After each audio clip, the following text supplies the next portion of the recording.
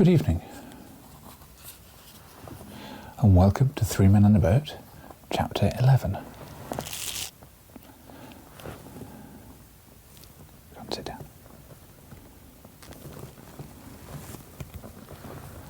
Sit down, boy, sit down. How George, once upon a time, got up early in the morning. George, Harris, and Montmorency do not like the look of the cold weather. Heroism and the determination of J, George and his shirt, story with a moral, Harris as a cook, historical retrospect, specifically inserted for the use of schools. I woke at 6 the next morning and found George awake too. We both turned around and tried to go to sleep again, but we could not. Had there been any particular reason why we should not have gone to sleep again, but have got up and dressed there and then, we should have dropped off whilst we were looking at our watches and slept till 10. As there was no earthly necessity for our getting up under another 2 hours at the very least, and getting up at the time was an utter absurdity, it was only in keeping with the natural cusness of things in general that we should both feel that lying down for further 5 minutes would be the death of us. George said that the same kind of thing, only worse, had happened to him some 18 months ago, when he was lodging by himself in the house of a certain Mrs. Gripings. He said his watch went wrong one evening and stopped at 8:15. He did not know this at the time. For some reason or other, he forgot to wind it up when he went to bed, an unusual occurrence with him, and hung it over his pillow without ever looking at the thing. It was in the winter when this happened, very near the shortest day, and a week of fog was into the bargain, so the fact that it was still very dark when George woke in the morning was no guide to him as to the time. He reached up, hauled down his watch, and showed it was 8:15. "Angels and ministers of grace defend us," exclaimed George. "And here I've got to be in the city by 9. Why didn't somebody call me? Oh, this is a shame." And he flung the watch down and sprang out of bed and had a cold bath and washed himself and dressed himself and shaved himself in cold water because there was no time to wait for the hot, and then rushed and had another look at the watch. Whether the shaking it had received in being thrown down on the bed had started it, or how it was George could not say, but certain it had moved from 8:15 and was now pointing to 9:20. George snatched it up and rushed downstairs. In the sitting room all was dark and silent. There was no fire and no breakfast. George said it was a wicked shame of Mrs. G, and he made up his mind to tell her what he thought of her when he came home that evening. Then he dashed on his greatcoat and hat, seized his umbrella, and made for the front door. The door was not even unbolted. George anathematized Mrs. G for a lazy old woman, and thought it very strange that people could not get up at a decent, respectable time, unlocked and unbolted the door, and ran out. He ran hard for 1/4 mile, and at the end of the distance began to dawn upon him that it was strange and curious there were so few people about, and there were no shops open. It was certainly a very dark and foggy morning, but it still seemed an unusual course to stop all business on that account. He had to go into business. Why should other people stop in bed merely because it was dark and foggy? At length he reached Holborn. Not a shutter was down, not a bus about. There were 3 men in sight, one of whom was a policeman, a market cart full of cabbages, and a dilapidated-looking cab. George pulled out his watch and looked at it. It was 9:05, and he stood still and counted his pulse. He stooped down and felt his legs. Then, with his watch still in hand, he went up to the policeman and asked if he knew what time it was. "What's the time?" said the man, eyeing George up and down with evident suspicion. "Why, if you listen, you'll hear it strike."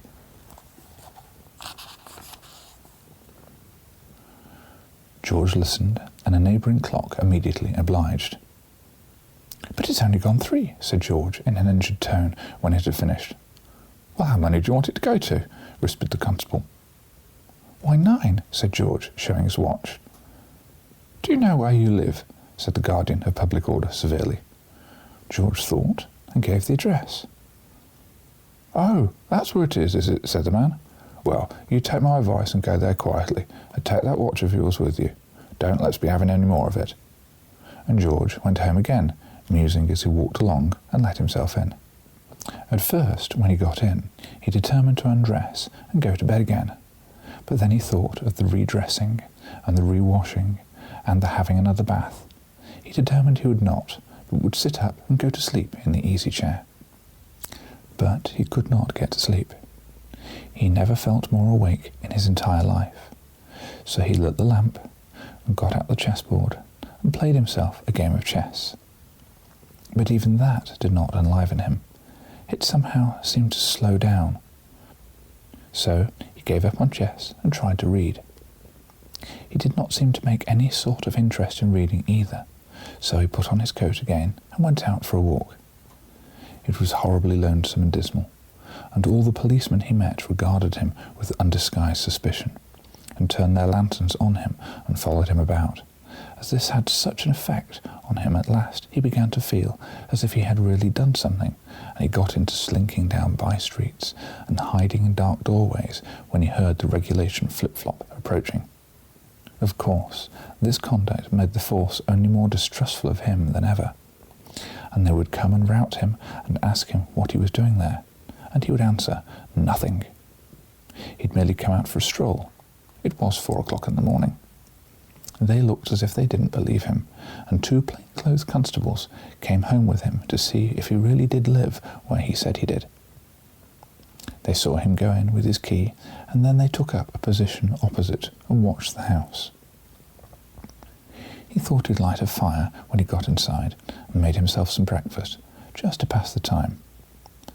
But he did not seem able to handle anything from the scuttlebutt of coals into a teaspoon without dropping it or falling it over, and making such a noise that he would be in mortal fear that he would wake Mrs. G up, and she would think it was the burglars, and open the window and call police, and then the 2 detectives would rush in, handcuff him, and march him off to the police court.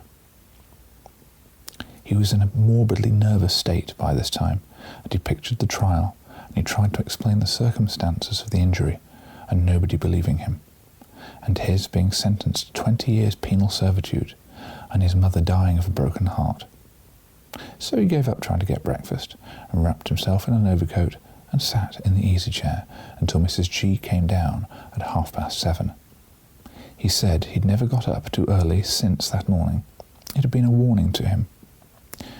We'd been sitting huddled up in our rugs whilst George had been telling me this true story, and on his finishing I set to work to wake up Harris with a skull. The 3rd prod did it, and he turned over on the other side and said he would be down in a minute, and he would have to lace up his boots.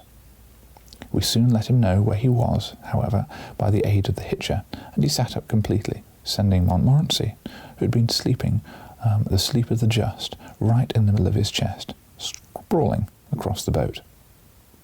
Then we pulled up the canvas, and all 4 of us poked our heads out of the off side and looked down at the water and shivered. The idea, overnight, had been that we should get up early in the morning, fling off our rugs and shawls,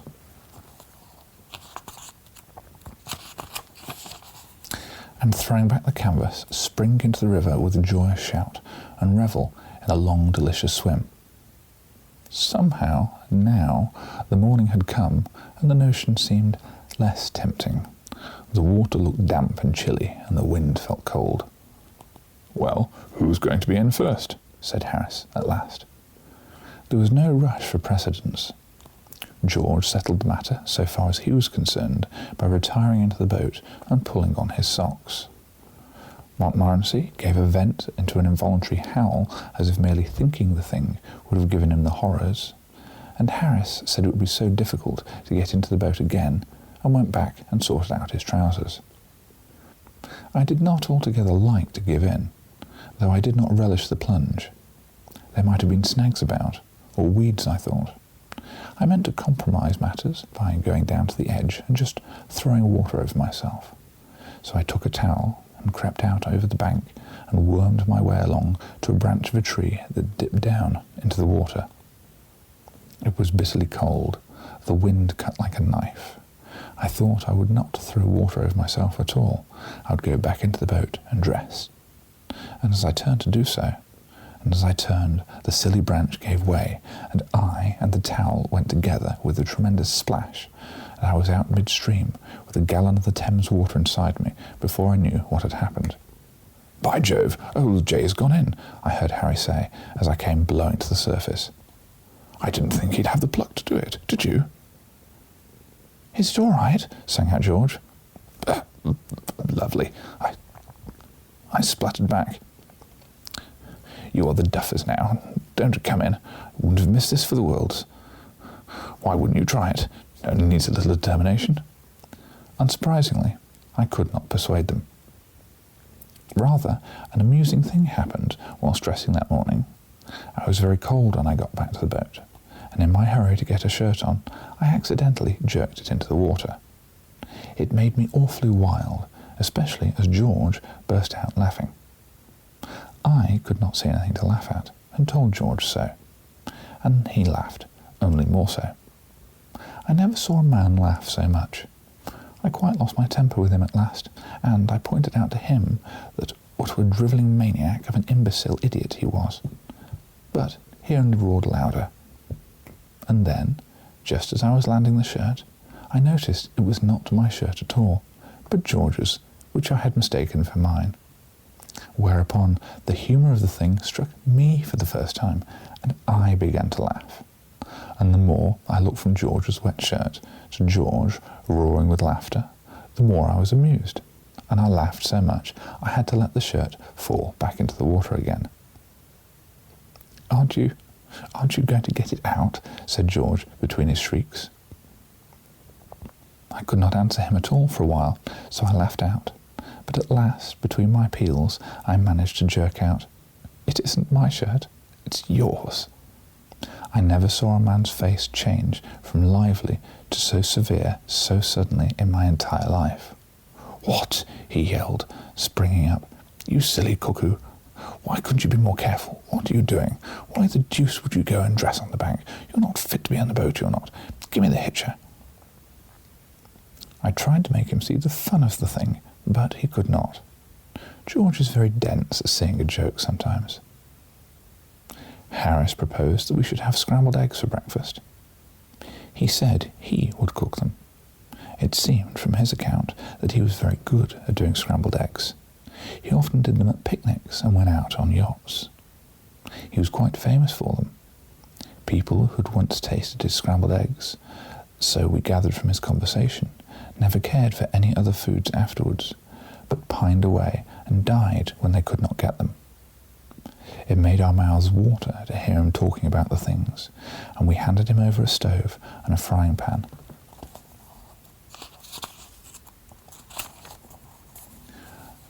And all the eggs that had not smashed and gone over everything in the hamper, and begged him to begin. He had some trouble in breaking the eggs.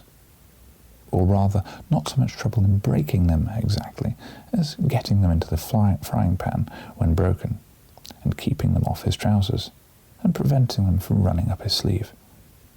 But he fixed some half-dozen into the pan at last, and then squatted down by the side of the stove and chivied them about with a fork. It seemed harassing work, so far as George and I could judge. Whenever he went near the pan, he burned himself, and he would drop everything and dance around the stove, flicking his fingers about and cursing the things. Indeed, every time George and I looked round, he was sure to be performing this feat. We thought at first it was a necessary part of the culinary arrangements. We did not know what scrambled eggs were. We fancied it was some Red Indian or Sandwich Island sort of dish that required dances and incantations for its proper cooking. Montmorency went and put his nose over at once. The fat splattered up and scolded him, and then he began dancing and cursing. Altogether, It was one of the most interesting and exciting operations I've ever witnessed. George and I were quite sorry when it was over. The result was not altogether the success that Harris had anticipated. There seemed so little to show for the business. 6 eggs had gone into the frying pan, and all that came out was a teaspoonful of burnt and unappetizing-looking mess. Harris said it was the fault of the frying pan, and thought it would have gone better if we'd had a fish kettle and a gas stove. But we decided not to attempt the dish again until we had those aids into housekeeping by us. The sun had got more powerful by the time we had finished breakfast, and the wind had dropped, and it was the loveliest morning as one could desire. Little was in sight to remind us of the 19th century, and as we looked upon the river in the morning sunlight, we could almost fancy that the centuries between us and that ever-to-be-famous June morning of 1215 had been drawn aside, and that we, English yeomen's sons, in homespun cloth, with dirk at belt, were waiting there to witness the writing of that stupendous page of history. The meaning thereof was to be translated to the common people some 400 and odd years later by one Oliver Cromwell, who had studied it deeply. It was a fine summer morning, sunny, soft and still, but through the air there runs a thrill of coming stir. King John was slept at Duncroft Hall, and all the day before the little town of Staines has echoed to the clang of armed men, and the clatter of great horses over its rough stones, and the shouts of captains, and the grim oaths and surly jests of the bearded yeomen, billmen, pikemen, and strange-speaking foreign spearmen. Gay-cloaked companies of knights and squires have ridden in, all travel-stained and dusty. And all the evening long the timid townsmen doors have been quick opened so as to let in rough groups of soldiers, for whom there must be found both board and lodging, and the best of both, or woe betide the house and all within. For the sword is the judge and jury, plaintiff and executioner in these tempestuous times, and it pays for what it takes by sparing those from whom it takes, if it pleases it to do so. Round the campfire in the marketplace gather still more of the Baron's troops, and eat and drink deep, and bellow forth roistering drinking songs, and gambol and quarrel as the evening grows and deepens into night. The firelight sheds quaint shadows on their piled-up arms and on their uncouth forms. The children of the town steal round and watch them, wondering, and brawny country wenches, laughing, draw near to bandy alehouse jests, and jibe with the swaggering troops, so unlike the village swains, who now, despised, stand apart behind, with vacant grins on their broad, peering faces. And, out in the fields around, glitter the faint lights of more distant camps. As here, some of the great lord's followers lie mustered, and there, false John's French mercenaries hover like crouching wolves without the town. And so, with sentinel in each dark street, and twinkling watch-fires on each height around, the night has worn away, and over this fair valley of the Thames has broken the morning of the great day that is so close, so big with fate of ages yet unborn.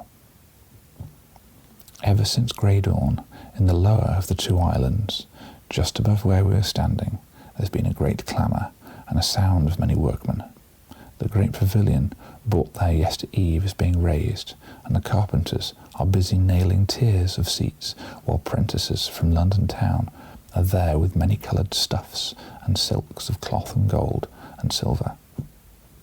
And now, lo, down upon the road that winds along the river's bank from Staines, there comes towards us, laughing and talking together in deep guttural bass, a half-score of stalwart Halbertmen, Baron's men these, and halt at 100 yards or so above us upon the bank, and lean upon their arms and wait, and so from hour to hour march up along the road ever fresh groups and bands of armed men, their casques and breastplates flashing back the long, low lines of the morning sunlight, as far as the eye can reach, and the way seeming thick with glittering steel and prancing steeds, and shouting horsemen are galloping from group to group, and little banners are fluttering lazily in the warm breeze, and every now and then there is a deeper stir as the ranks make way on either side, and some great baron on his war horse, with his guard of squires around him, passes along to take his station at the head of his serfs and vassals. And up the slope of Cooper's Hill, just opposite, are gathered the wondering rustics and curious townsfolk who run from Staines, and none are quite sure what the bustle is about. But each one has a different version of the great events they've come to see. And some say that much good to all people will come from this day's work. But the old men shake their heads, for they have heard such tales before. And all down the river to Staines is dotted with small craft and boats and tiny coracles, which last are growing out of favour now and are used only by the poorer folk. Over the rapids, where, in after years, trim bell-weir lock will stand, they've been forced or dragged by their sturdy rowers, and are now crowding up as near as they dare come to the great covered barges which lie in readiness to bear King John to where the fateful Carta awaits his signing. It is noon, and we and all the people have been waiting patient for many an hour, and the rumour has run around that the slippery John has again escaped from the Baron's grasp, and has stolen away from Duncroft Hall with his mercenaries at his heels, and will soon be doing other work than signing carters for his people's liberty. Not so. This time the grip on him has been one of iron, and he has slid and wriggled in vain. Far down the road a little cloud of dust has risen, and draws nearer and grows larger, and the pattering of many hoofs grows louder, and in and out between the scattered groups of drawn-up men, there, pushing its way, is a brilliant cavalcade of gay-dressed lords and knights, and front and rear, and at either flank, there ride the yeomen of the barons, and in the midst, King John.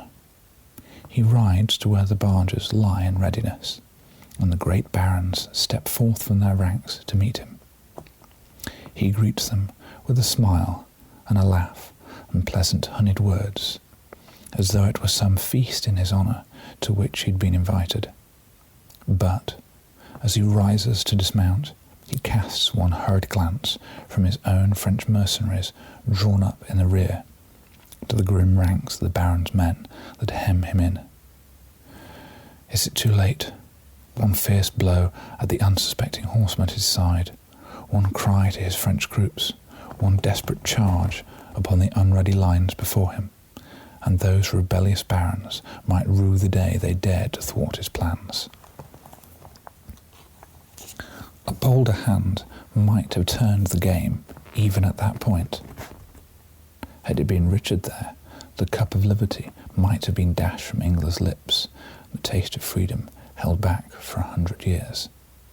But the heart of King John sinks before the stern faces of the English fighting men, and the arm of King John drops back to his rein, and he dismounts to take his seat on the foremost barge, and the barons follow in, and with each mailed hand upon sword hilt, the word is given to let go. Slowly, the heavy, bright-decked barges leave the shore of the Runnymede. Slowing against the swift current, they work their ponderous way till, with a low grumble, they grate against the bank of the little island that, from this day forth, will bear the name of Magna Carta Island. And King John has stepped upon the shore, and we wait in breathless silence till a great shout cleaves the air, and the great cornerstone of England's Temple of Liberty has now, we know, been firmly laid. End of chapter 11. I think that's probably the last chapter of 2019, so thank you very much for all of your interest this year. Listening to these videos. I've been very, very grateful for all the comments, and if you'd like to get updates as we go into the new year for when I put out the next chapter, please be kind enough to hit the subscribe button, which is hopefully going to be here if I've managed to work the YouTube correctly. On that, have a good night.